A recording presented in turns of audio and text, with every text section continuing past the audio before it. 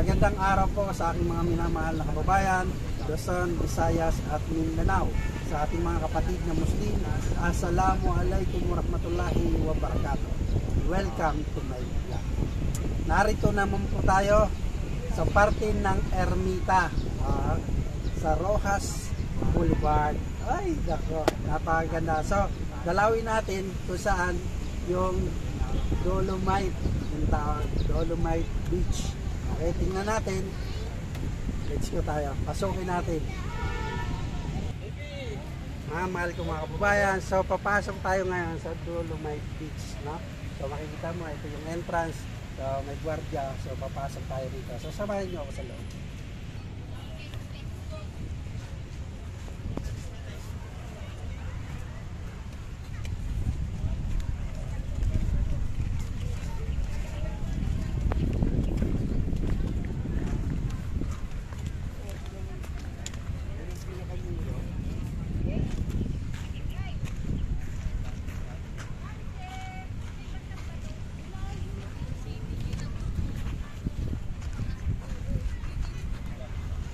Mga mahal ko mga kababayan, so kung mapapansin nyo, maraming tao ngayon na nandito para tumingin sa Dolomite Beach na tinatawag natin.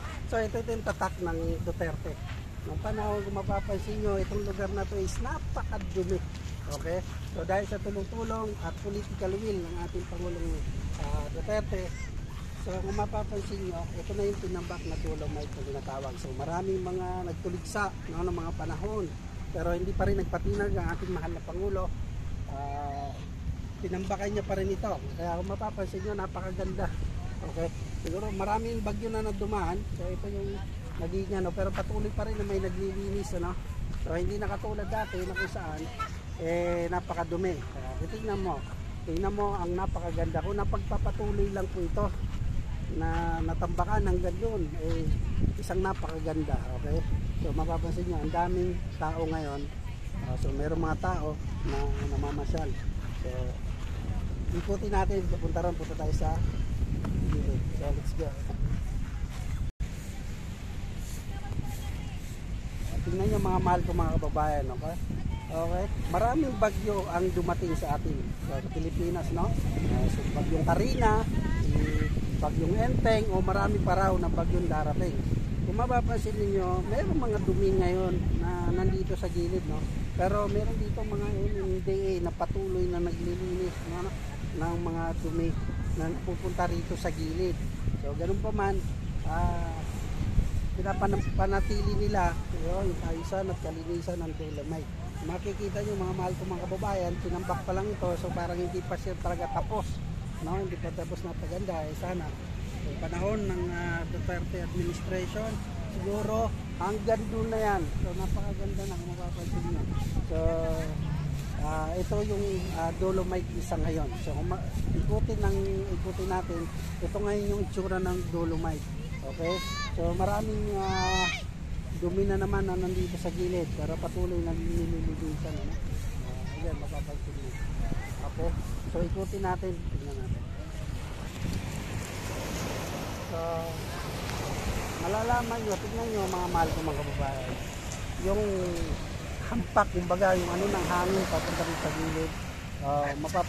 Mapapansin nyo yung mga dumi o sa mga tubig malakas, pero nakakatuwa kasi tumatama dito sa Dolomite, so dito sa mga bato na yan. So hanggang doon lang sila. So ito ngayon yung dumi na kung saan makikita nyo yung dala ng bagyo, no? So ito, napupunta rito. Pero mapapansin nyo, dyan yung mga barko, pati yung kulay ng tubig, so hindi pa siya malinaw masyado dahil nga siguro sa laging umuulan, no? Bagyo. So mapapansin nyo ito, malayo ang daungan ng mga barko. Mapapansin mo pati doon sa mga gumawa. Ayan, ito na naglilinis yung mga hindi mapapansin nyo hanggang tinatanggal nila ang mga basura, tinatanggal nila. So, kung titignan mo maigi, hanggang doon yan sa dulo. Pero hindi pa tapos, tambakan talaga dahil nga siguro sa pinigil na nila.